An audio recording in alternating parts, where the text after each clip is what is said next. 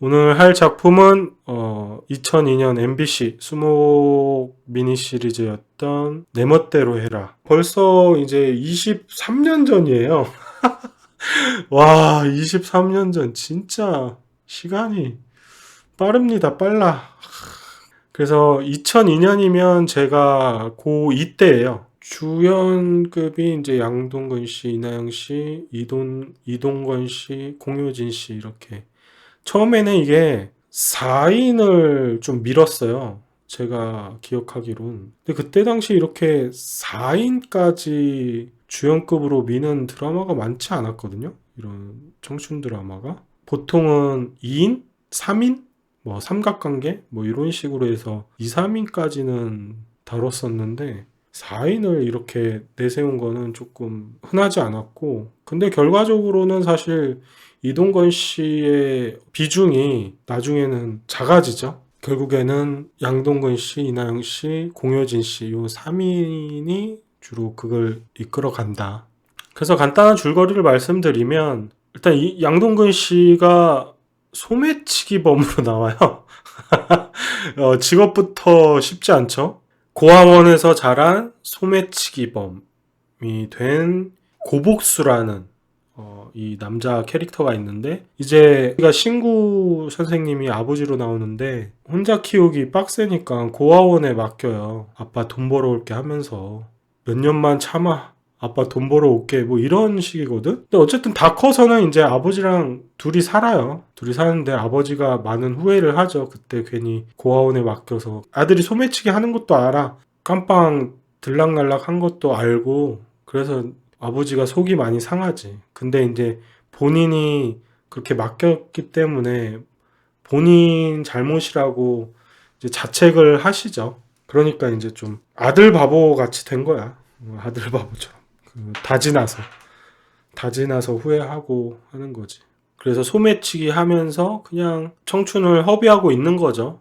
그런 인물이에요. 그런 인물이고, 이나영 씨는 인디밴드의 키보디스트. 그러니까 요때는 힙합이건 뭐 인디 뭐 이런 음악이건 굉장히 비주류였어요. 비주류였고, 다양한 예술 업종이 그렇게 지금처럼 메인스트림에 올라올 수 있는 길이 흔치 않았던 당시의 시대상. 그래서 그런 이 소매치기범하고 인디밴드 키보디스트니까 사회에서 좀 사이드에 있는 인물들. 그리고 공효진 씨도 치어리더. 그러니까 치어리더도 당시에 그렇게 막, 지금은 막 뭐 직캠도 있고 뭐 피지컬이나 외모 쪽으로 많이 언급돼서 인기도 많아지고 뭐 다양한 진출들을 하지만, 이때 또 치어리더도 굉장히 터부시되는 약간 좀 그런 인식들이 있었어. 다 그런 직업군들이야, 직업군들. 근데 이동건 씨는 연예부 기자,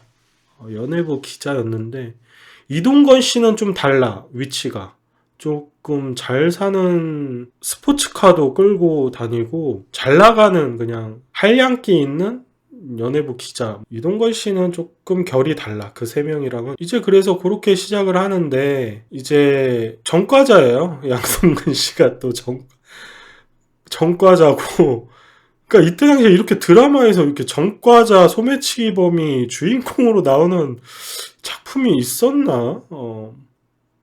그런 흔치 않았을 거야. 아무튼 흔치 않은 직업군의 설정을 가지고 있다, 이 작품이. 둘이 어떻게 만나냐? 소매치기를 해요. 이나영 씨의 돈을 이제 소매치기를 합니다. 그러면서 만나게 돼. 근데 이 둘이 어떻게 사랑을 할까? 근데 그 돈이 하필 또 이 인디밴드 보컬 언니 수술비야. 인디밴드 공연 준비를 하다가 사고로 그 보컬 언니가 다쳐요. 다쳐서 이제 검사를 해봤더니 텐스 시술 이런 거를 해야 되는 것 같아요. 혈관 계열에. 근데 이 인디밴드들이 돈이 어딨어. 그러니까 이제 자기들 뭐 악기도 팔고, 그 다음에 이제 앨범 내려고 모은 돈. 그러니까 아직 앨범도 못 낸 밴드야. 자기들끼리 쿵짝쿵짝 어렵게 지내는 그런 밴드들이야. 그래서 500만 원을 만들어, 수술비가 500이라. 그래서 그 500을 수술비로 구했는데 마침 양동근이 그거를 소매치기를 해가요. 그거를 소매치기 해가가지고 사단이 납니다. 결국에는 그 보컬 언니가 죽어요. 죽어가지고 이제 원수 된 거지, 원수가 되고. 근데 그 전에 그 사실을 알기 전에 이제 약간의 브릿지가 있어요. 만나는 씬들이 있는데, 그러니까 사실 이 사람이 그 소매치기범인지 몰라.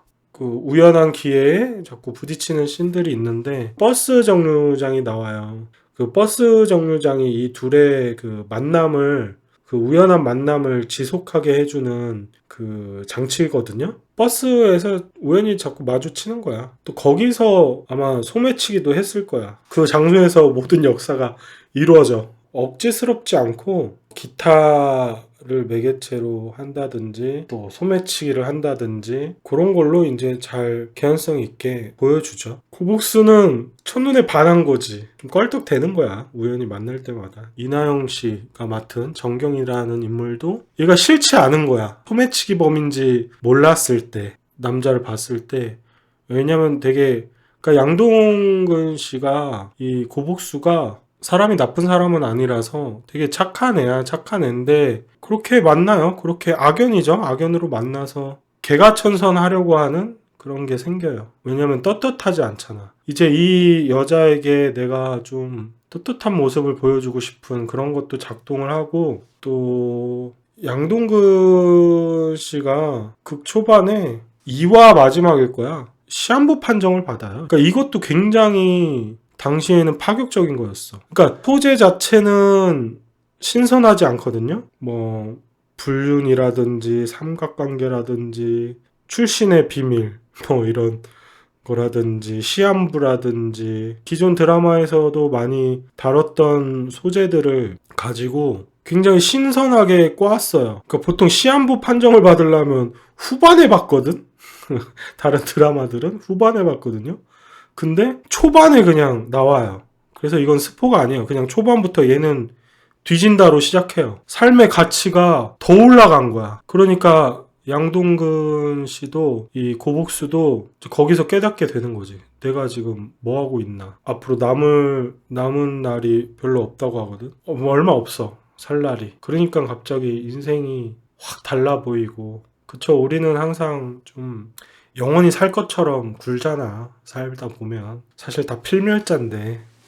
근데 요즘에 세상 돌아가는 거 보면 이거 안 죽을 수도 있겠다 싶은 그런 날이 올 것 같기도 하고. 그래서 점점 다르게 보는 거죠. 세상도 달리 보이고. 그게 계기가 돼서, 하나의 계기가 되고, 또 이 정경이라는 인물을 만나면서도 계기가 되고. 근데 원래는 그 공효진이랑 또 사귀고 있는 사이야. 그 미래라는 그 캐릭터하고 애초에 미래 만날 때도 옛날에 소매치기 했던 거였어. 그래서 미래가 꼰질러가지고 신고해가지고 전과자 되거든. 그 깜빵 들어가거든.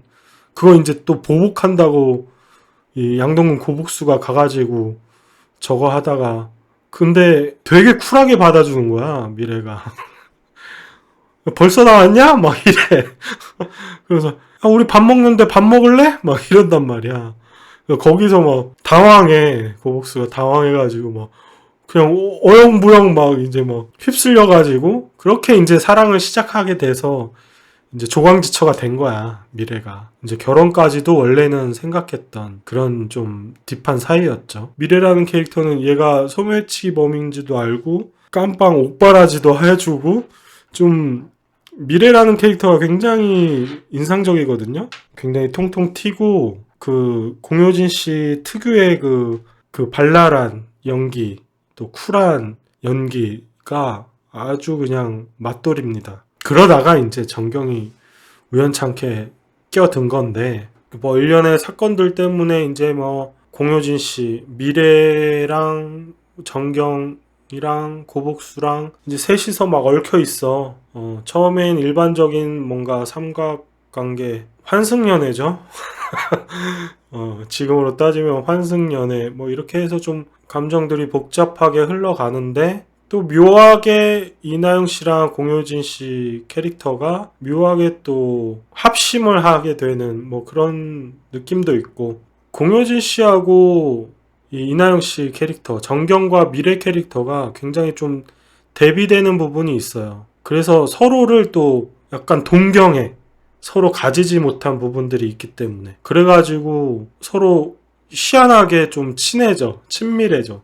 이런 부분들이 굉장히 독특한 삼각관계죠. 보통은 시기, 질투, 치정으로 끝날 법도 한데 그게 아니라 서로를 뭐 인정하고 또 서로 가지지 못한 부분에 동경을 하고, 미래 같은 경우는 이 정경의 어떤 환경, 그러니까 정경은 굉장히 부잣집 딸이거든. 잘 나가는 부잣집 딸인데 훨씬 이쁜 걸로 나와요. 설정상 훨씬 더 이쁘고 뭐 어리고, 그래서 그런 부분들을 동경을 하고, 그래서 미래가 자기가 그런 부분들이 부족해서 고복수를 뺏겼다라고 이제 생각을 하는 거죠. 약간 자격지심? 왜냐면 미래는 또 고졸에 아무튼 그런 거고, 반면 정경은 미래한테 자유분방함. 왜냐면 이제 정경 쪽 집은 이제 아무래도 부잣집이고 저거 하다 보니까 막 좀 통제?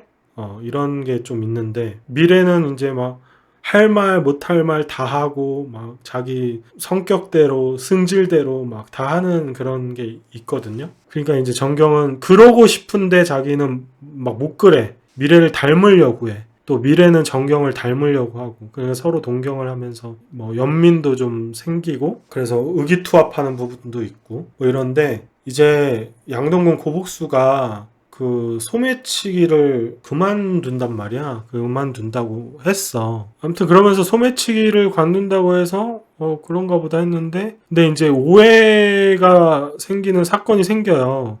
그러니까 정경이 그거를 이제 잡아내는데, 그러니까 소매치기 안 한다고 그랬는데 소매치기 하고 있는 모습을 본 거야. 그래서 아무튼 깊게는 말씀 못 드리겠는데 본 거야. 그래가지고 둘 사이가 약간 훈풍이려다가 갑자기 또 파국으로 맞이하게 돼요. 다시 또 그럴 사람 같지 않았는데 또 그러냐 막 이러면서, 그러니까 양동근은 안 했다고 내가 한 거 아니라고 막 하는데, 어디서 그 더러운 이름 불러 막 이러면서 이거 봐야 되는데, 이건 봐야 되는데 이제 안 믿어줘. 자기가 봤으니까. 근데 이제 지갑이 있잖아. 그래서 그 지갑을 어떻게 할까 하다가 미래가 고복수랑 아니까 이제 그 지갑을 미래한테 주면서 이거 고복수 씨가 놓고 갔다 그래요. 근데 미래가 그 지갑을 보니까 고복수 게 아니야. 그러니까 여기서 빡이 돈 거지, 미래가. 너 이거 무슨 의미냐고. 고복수가 이거 훔쳤단 말이야? 그러니까 정경이 그래요. 그건 정확히 모르겠는데 아무튼 그분이 놓고 갔다. 그러니까 이제 그 미래가 미친년이네, 뭐 쌍년이네. 이게 희한한 게 이 드라마에서 욕도 나와. 쌍욕도 나와. 이 당시인데도. 지금도 공중파 드라마에 욕이 못 나오지 않아? 막 개새끼야 나와. 막 미안하다 이 개새끼야 뭐 이래 막. 그게 어떻게 허용이 됐는지 모르겠네. 이 당시에도 욕 나오고 그럴 수가 없었던 시대인데, 맞아, 그게 좀 특이했었어요. 암튼 그러면서 미래가 지갑을 정경한테 던져가지고, 고복수 이제 소매치기 안 해. 소매치기 안 한다고 했어. 그러니까 정경이 그 말 믿어요? 뭐 이러는 거야. 그러니까 더 빡 돌아가지고, 너 같은 년은 잡생각이 많아서 믿음이란 게 뭔지 모르지? 믿음이란 게 뭔지 아냐? 그 사람이 날 속여도 끝까지 속아 넘어가면서도 끝까지 믿어버리는 거, 그게 믿음이다. 뭐 이런 대사들. 그게 근데 굉장히 인상적이었어요. 믿음이라는 게, 우린 그렇잖아. 저 사람이 믿을만한지, 믿을만한 모습을 보여줘야 믿는다 그러잖아. 근데 그게 믿음이 아닌 거야, 사실은. 그냥 믿는다는 건 그냥 믿는 거야. 어떠한 계산도 없이. 그렇잖아. 그래야지 믿음인 거지. 저 사람이 믿을만하고 믿을만한 신뢰를 주니까 믿는다는 거는, 믿는다는 게 아니지. 그냥 그런가 보다 하는 거지. 근데 진짜로 누군가를 믿는다, 믿음이라는 거는 그냥 내가 먼저 해야 되는 거지. 아무 계산도 없이. 그때 좀 믿음에 대한 어떤 그런 좀 생각을 다시 해보게 됐어요. 내가 믿고 싶으면 믿는 거야. 그 사람이 뭘 해더라도 내가 믿고 싶으니까. 그게 진정한 믿음이다. 그런 대사들. 그렇게 되는 이야기다. 어떻게 될까요? 근데 벌써 시한부라는 걸 얘기했으니까 대충 감이 오죠? 너무 슬프겠죠? 개 슬프겠죠? 예, 개 슬프겠죠? 딱 봐도. 그리고 그 사실을 알았을 때 미래와 정경의 어떤 반응, 죽음을 대하는 그 자세, 그것도 굉장히 생각해 볼 만한 작품이고, 일반적이진 않습니다. 그 죽음을 받아들이는 그 태도나 자세가. 그리고 나중에 윤여정 씨가 어머님으로 나오는데, 이혼 가정이야, 일찍이. 근데 양동근 씨가 이제 어떻게 수소문해서 찾아가지고 윤여정 씨 뒤를 봐줘요. 그러니까 돈을 갖다 드려. 그게 효도랍시고. 이것도 봐야 돼. 그러니까 소매치기 한 돈으로 엄마한테 지원을 해줘. 가게도 차려주고. 근데 몰라. 윤여정 씨는 몰라. 그냥 오랜만에 그러니까 가니까 군대 갔다 왔니? 막 이러면서 굉장히 윤여정 씨가 그 어머님이 드세고 굉장히 존심 세고 그런 캐릭터로 나오거든요. 되게 뻔뻔하고. 그럼에도 이제 양동근은 그 어머님 품이 그리우니까 그렇게라도 해서 아들 노릇을 하는 거죠. 어렵게 사시니까. 그런 게 이제 나중에 풀리면서 그런 떡밥들이 나중에 풀리면서 또 엄청나게 슬퍼요. 아, 울 것 같아. 그때 그 장면들이 떠올라서 눈물 날 것 같습니다. 진짜 울컥울컥합니다. 이 상기만 시켜도 이 드라마는 진짜 이 내용이나 그때 그 장면들을 상기만 시켜도 진짜 눈물이 납니다. 눈물이 나. 그 정도로 그 인물들의 처해진 상황과 감정과 대사들 이런 것들이 전개들이 이걸 보고 울지 않는다? 그 사람 손절해야 돼. 이 드라마를 보고 울지 않는다? 그 사람은 손절하십시오. 사람이 아닙니다. 그거는. 나중에 고복수와 어머님의 대화도 너무 슬프고 이제 그래서 고복수가 새로운 인생을 시작하게 된단 말이야. 하려고 한단 말이야. 그래서 이제 스턴트 쪽으로 발을 들이죠. 이제 정동 감독님도 나오시고 스턴트도 당시에는 굉장히 소외되는 직업군이었지. 소외되는. 하지만 진짜 온몸을 부딪혀서 자기가 열정적으로 하는 그런 직업군이다 보니까 고복수가 새로운 인생을 살고 싶어 하는데 또 매력을 느낀 직업이 된 거죠. 그러니까 이런 직업 설정 하나도 진짜 허투루 된 게 없어요. 그리고 이제 신체를 잘 활용을 해야 되는데 이제 고복수가 이제 시한부 판정을 받았잖아요.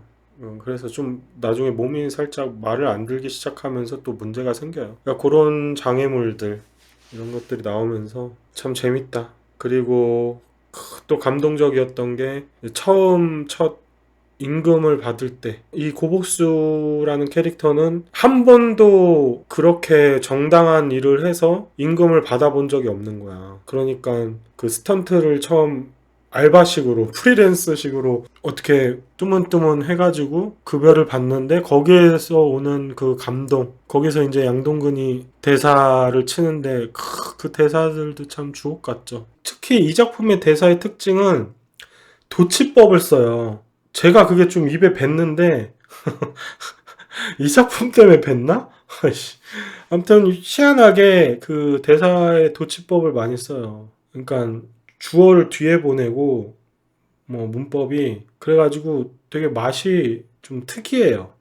독특해. 대사 맛이. 근데 이거를 후에 그 인종옥 작가님이 아일랜드라는 후속작을 하는데 그때도 아일랜드도 제가 다 봤거든요. 이 도치법을 남발하고 굉장히 그 비유 섞이고 상징 섞인 그런 대사들을 내 멋대로 해라에서는 좀 맛있게 넣었다면 아일랜드에서는 좀 남발하는 경향이 있어요. 내 멋대로 해라에서 재미를 보셔서 그런지 모르겠지만 그래가지고 아일랜드는 좀 과해요. 근데 여기서 또 재밌는 게 있는데 아일랜드 파가 있고 내 멋대로 해라 파가 있어요. 이게 뭐냐면 제가 그 전에도 얘기했지만 참 이걸 어떤 작품을 어느 시기에 무엇을 먼저 봤는지에 따라서 이게 달라진다고. 아일랜드로 이게 입덕한 사람들은 내 멋을 까. 근데 내 멋으로 입덕한 사람들은 아일랜드를 까. 뭐 그런 게 있었어. 서로 인정하지 않아. 왜냐면 좀 그 톤이라고 해야 될까? 대사 톤이나 뭐 이런 맛들이 조금 비슷하거든. 그러다 보니까 내 멋으로 어퍼컷 맞은 애들은 아일랜드 보면 내 멋 아류작 같고, 아일랜드로 어퍼컷 맞은 사람들은 내 멋 보면 아일랜드 아류작 같고 이런 느낌이었나 봐. 그때 당시에. 그래서 그런 게 좀 있었던 것 같아요. 그런 팬들끼리. 근데 저는 이제 내 멋을 봤기 때문에, 그리고 시기적으로도 내 멋이 먼저 나온 작품이기 때문에 거기까지 말하겠습니다. 예. 뭐 양동근 씨가 요걸로 상도 또 많이 받으셨고, 연기로. 양동근 씨 연기가 진짜 어마무시했고, 윤여정 씨가, 그러니까 양동근 씨 보면서 자기가 연기가 딸리다는 거를 느꼈다고 그럴 정도로. 이나영 씨 연기는 부분적으로 조금 어색할 수도 있어. 지금 보면은 우는 장면이라든가, 원래 그렇게 우시는지 모르겠는데 조금 독특하게 운다라고 해야 될까? 그런 거 말고는 여기 드라마에 나오는 인물들이 다 연기들을 잘 하시거든요. 이동건 씨 연기는 좀 캐릭터가 그래서 그런지 몰라도 조금 뻣뻣해. 근데 그 캐릭터랑은 잘 어울려요. 어울리는데. 어쨌든 이 제목이 내 멋대로 해라잖아요. 그러니까 타인의 어떤 시선, 사회가 요구하는 가치, 그거에 휘둘리지 말고 네 멋대로 살아라. 그런 내용이에요. 예. 네 멋에 살아라. 그게 멋진 인생이다. 요때 좀 사회적인 풍토가 좀 생기기도 했어요. 제가 한 20대까지는 서로 다름을 뭐 많이 인정하고, 개성이 중요하고, 뻘이나 이런 거 크게 연연하지 말고, 뭐 이런 사회 풍토가 있었는데, 갑자기 최근 10년은 또 그거에 완전 반대되는 좀 사회 풍토가 있는 것 같아요. 돈이 최고고 학벌이 최고고, 점점 더 그냥 그런 느낌? 개인적으로는 그런 느낌이 좀 들어가지고, 정답은 없죠. 정답은 없고 그냥 다 자기 가치관대로 사는 건데, 그냥 남에게 피해만 안 주면 저는 뭐 언제든 오케이.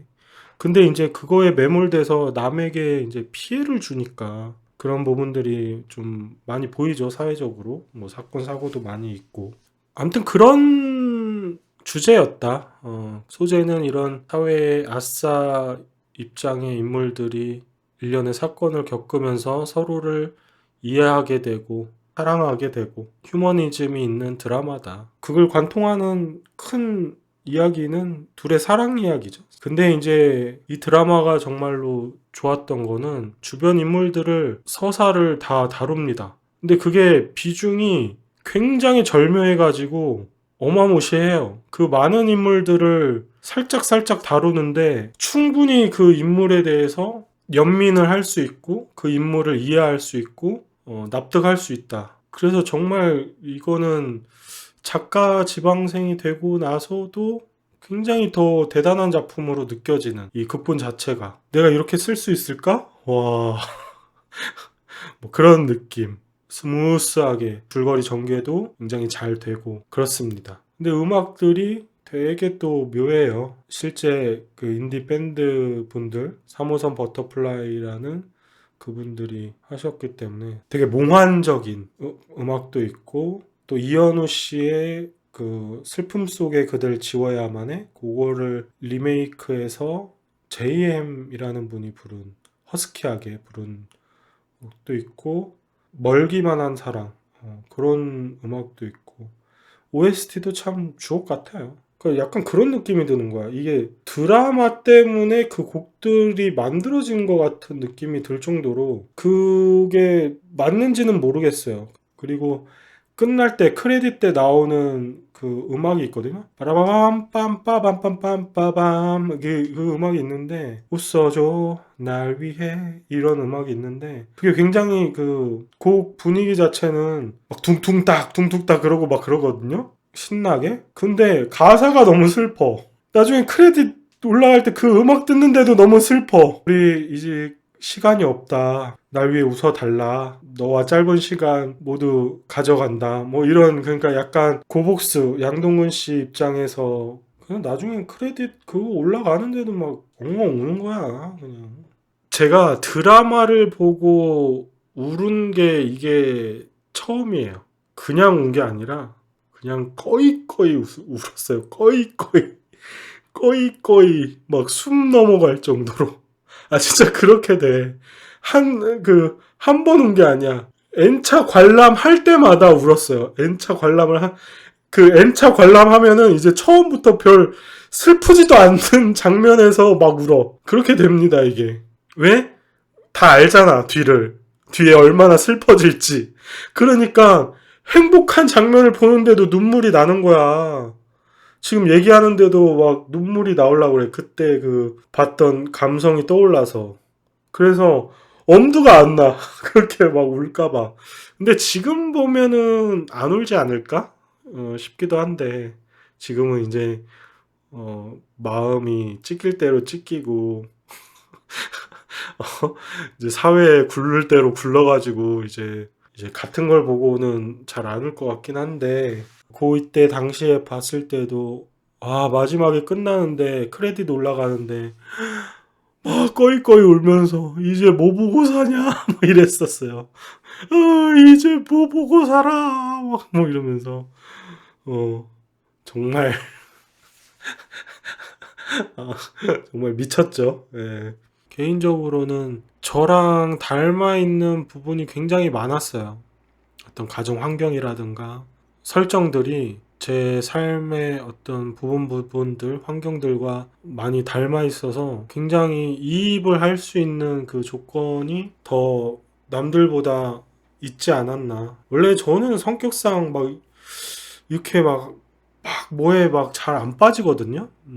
근데 그런 부분들 때문에 더 깊이 빠졌던 것 같아요. 자기가 확 빠지는 작품들이 그렇잖아요. 재미도 재미지만 뭔가 그걸 보면서 자신을 이입시키고 몰입하게 되는 거고 더. 그게 이제 극작품이 대중에게 줄 수 있는 어떤 공감이겠죠. 나도 저들처럼 멋대로 살고 싶은데 그러지 못하는 답답함이라든가 이 주인공들을 통해서 대리만족하는 그런 부분도 있을 수 있고 그래서 그런 다양한 것들이 굉장히 저한테 개인적으로도 너무 인상적인 인물들, 장면들, 연출들, 대사들 이런 게 너무 많았고 몰라 저 이제 어렸을 때 처음 봤으니까 더 그런 게 이제 와 닿았겠죠. 아무튼 그래서 보는 시기도 중요하고 때가 또 있는 것 같습니다. 저는 다행히도 그 당시에 이 작품을 봐서 참 다행이고 100% 즐길 수 있어서 참 다행이었습니다. OST 앨범 나왔는데 앨범도 굉장히 나중에는 비싸게 중고가가 제가 알기로는 한 10만 원까지 됐던 걸로 알아요. 9천 원인가 만 원에 산 거가 나중에 10배로 뛴 거야. 그만큼 이 네모페인 매니아들이 진짜 엄청 많았고 막 선유도에서 상영회도 하고 여기 이 정도의 영향력을 주는 드라마는 거의 최초지 않을까? 드라마 팬덤이 생긴 최초의 드라마라고 저는 알고 있어요. 그러니까 이 이후에 뭐 다모가 뭐 다모 페인이니 어쩌니 막 나오는데 이걸로 또 말이 많았어요 그때 당시에. 다모 페인?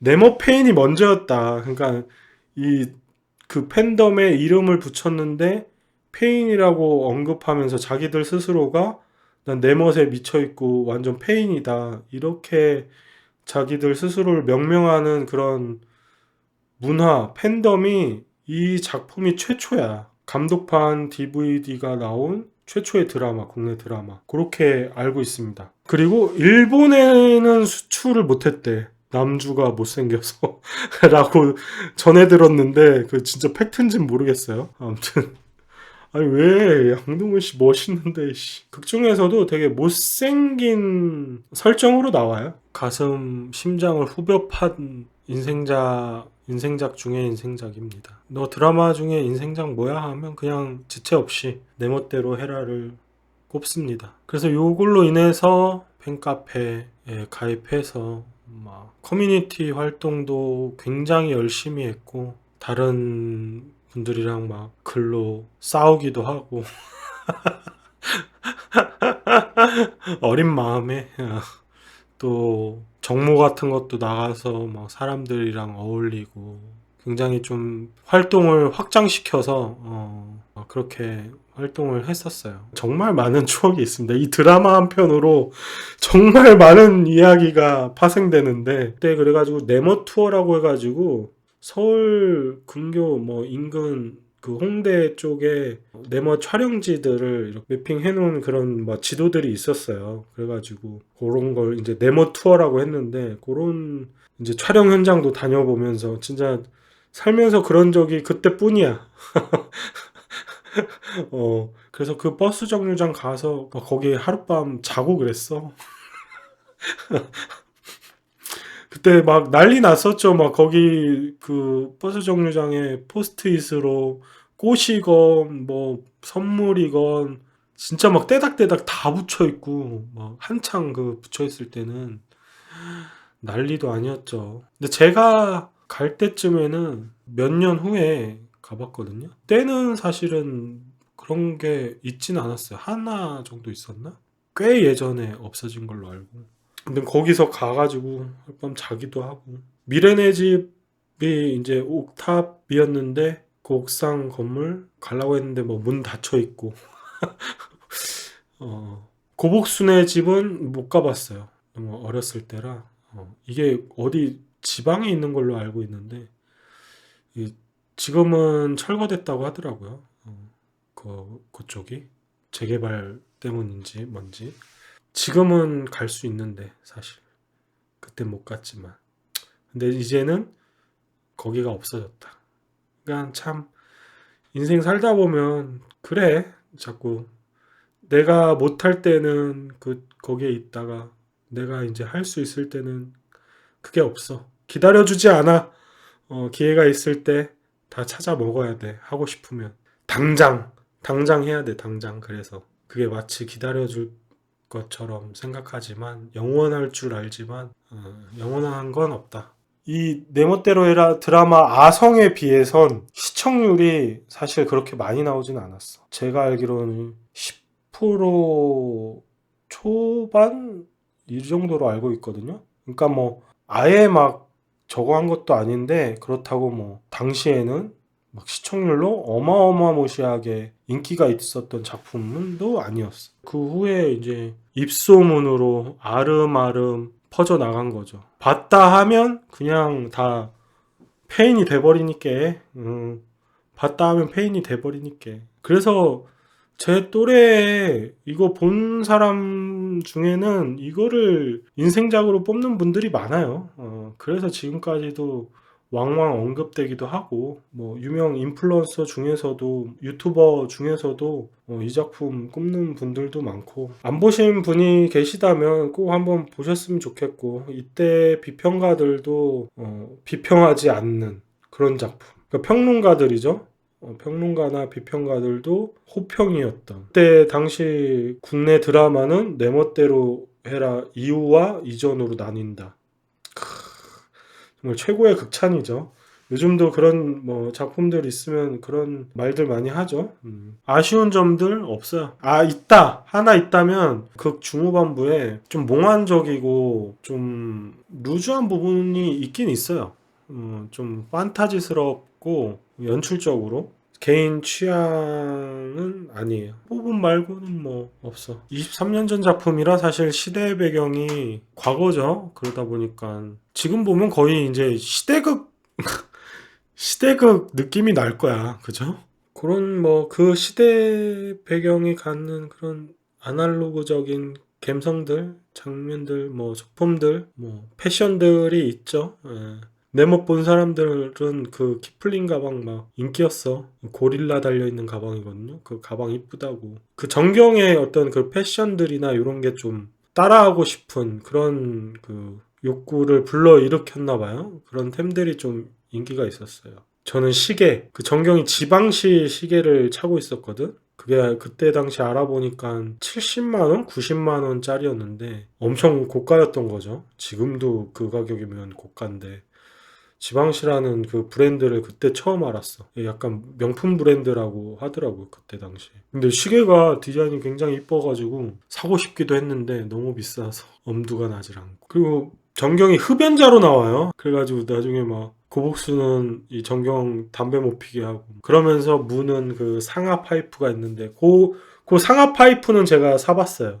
그것도 적은 가격은 아닌데 저쪽 어디 서울 저쪽에서 판다고 그래가지고 상하 파이프 사서 한 4, 5만 원 줬던 것 같은데 그게 코끼리 상하로 만든 거라 그게 적은 가격은 아니었어. 이제 극 중에서 그 담배 피고 싶을 때 이 파이프를 물거든요. 그걸 이제 고복수가 선물하고 그러는데 그런 아이템 활용, 소품 활용도 인상적이었죠. 또 그 시계로 인해서 또 벌어지는 사건도 있고 아무튼 진짜 좀 굉장히 묘한 작품이고 사실 지금 봐도 꿀리지 않는 작품이라고 생각이 듭니다. 그때 그 기억을 떠올려 봐도. 나중에 이제 좀 시청자들이 많이 계실 때 기회 봐서 한번 다시 정주행을 한 다음에 이런 시간을 다시 한번 가져보는 것도 괜찮지 않을까. 좀 요 내 멋대로 해라는 제가 N차 진행을 해보는 걸로. 지금은 15년 전 그 기억이 마지막 기억이니까 또 고등학교 때 당시에 봤던 기억을 토대로 말씀드리고 있지만 이제 나이를 많이 먹었기 때문에 또 작법을 그래도 배웠기 때문에 지금 정주행해서 또 얘기할 수 있는 게 또 있지 않을까. 그러니까 그때까지 한번 안 보신 분들은 봐 보셨으면 좋겠어요. 근데 이렇게 보라 보라 그러면 잘 안 봐죠. 그죠? 알면서도. 이 감동 너도 느껴봐 하고 싶은 거지. 너무 추천하고 싶은 거지. 이 극 관련해서 같이 좀 공감대 있게 얘기를 하고 싶은 그 욕구가 어마어마하다 보니까 이렇게 강하게 추천해 봅니다. 그래서 지금 현재 웨이브, 왓챠, MBC에서 스트리밍 해주고 있다. 웨이브나 왓챠는 구독하셔서 시청하시면 되는데 MBC는 무료다. MBC는 24시간 라이브로 무료로 진행된다. 근데 중간중간 광고가 있다. 별로 추천하진 않는다. 추천하진 않고 또 들어가면 바로 1화부터 볼 수가 없고 그냥 틀어져 있는 대로 진입을 해야 되니까 사실은 시간 맞춰서 1화를 딱 들어가지 않으면 1화부터 보기가 힘들죠. 별로 비추합니다. 그런 식으로 이 드라마를 접하면 안 돼. 그거는 이 드라마에 대한 모욕이야. 그러니까 저처럼 이제 다 아는 사람, 한 번은 다 본 사람은 달티 다를 대로 본 사람은 그 MBC 들어가서 라이브로 봐도 되는데 다시 되새김질 하는 용도로 봐도 되는데 이 첫 경험이라면은 외부에 있으니까 그 외부에서 보시길 바라겠습니다. 처음에 본 계기가 양동근 씨 때문에 봤어요. 양동근 씨로 시작해서 이나영 씨로 나온 드라마를 볼 때는 양동근 씨로 입덕했다가 나올 때는 이나영 씨로 빠져나온 그런 케이스인데 저한테 정말 많은 영향을 준 드라마고 드라마가 이렇게 나에게 이런 큰 감정 변화 뭐 영향을 줄 수 있구나 그런 걸 처음으로 느껴봤어요. 그러니까 그 전에 드라마를 볼 때는 그냥 재미로 그냥 여가 생활의 일부분으로 그냥 오락의 일부분이죠. 그렇게 해서 봤는데 후유증이 너무 심한 거야. 이 드라마를 보고 나서는 후유증이 너무 심해가지고 꽤 긴 시간을 빠져나오지 못했던 또 꽤 긴 시간을 영향을 준 아무튼 그래서 그 마음속에 엄청나게 남아있는 그런 작품이 되겠다. 내 멋대로 해라. 개인적으로 인상 깊었던 부분을 체크를 하는 것이다. 그래서 뭐 주제 내 멋대로 해라. 그러니까 이건 뭐 공식적인 오피셜이 아니에요. 제 뇌피셜이지. 그러니까 아까도 말씀드렸지만 어떤 자기가 처해진 상황이나 주변 타인의 시선, 사회적인 기대 이런 거 상관없이 자기의 인생을 자기가 멋대로 살아가라 하고 싶은 대로 그것이 뭐 멋진 인생이다 뭐 그런 것 같아요. 그래서 주제도 참 인상적이었고 소재도 인상적이었고 이야기도 너무 좋았고 인물도 너무 좋았고 인생작이니까 사건들 너무 좋은 사건들 많이 있죠. 배경이 인상적이냐? 시대적인 배경은 뭐 인상적일 게 없는데 그 인물들이 각각 처해진 환경적인 배경들 그런 것들이 인상적이죠. 팬심으로 다 설정, 직업들, 또 인물 관계들 너무 좋았다. 지금 생각해도 흔하지 않은 그런 직업 설정들. 대사가 너무 주옥같지. 중간중간 도치법을 활용한 그런 대사들. 맛깔나는 대사들. 철학적인 대사들도 있고, 재밌는 대사들도 있고, 연출도 좋았고, 음악도 좋았고, 완성도도 좋았다. 모든 것이 다 좋았다. 그 몽환적인 그런 연출은 취향은 아니었지만 근데 요거는 인상 깊었던 부문이 조금이라도 있으면 체크를 하는 거예요. 이걸 다 따는 작품이 또 있을까요? 좀 모르겠습니다. 아무튼 내 멋대로 해라는 이렇게 11개 부분 모두 다 인상적인 부분이 있었던 작품이었다. 아까 그 장면 떠오르는데 진짜 울컥했어요. 지금 이 안경을 써서 안 보였지만 간만에 꽤 오랜만에 이 내 멋대로 해라를 떠올렸거든요. 그러니까 울고 싶을 때 보면 참 좋은 드라마긴 한데 근데 사실은 지금 그 드라마를 직접 보고 눈물이 나진 않을 것 같고 그냥 내가 몰입해서 떠올리면 눈물이 나. 저는 대본 쓰다가도 운 적이 있기 때문에 아니야, 근데 당시에 볼 때는 내가 그렇게 눈물 많은 사람은 아니었던 것 같아. 학생 때는. 눈물 없었는데. 내 멋대로 해라를 계기로 그 꼭지가 열린 것 같아. 아무튼 그렇습니다. 잠시 쉬고 오징어 게임 2 얘기해 볼게요. 오징어 게임 2는 그냥 간단하게 내 멋대로 해라처럼은 아닐 것 같고 오징어 게임 2 이야기 해보도록 하겠습니다.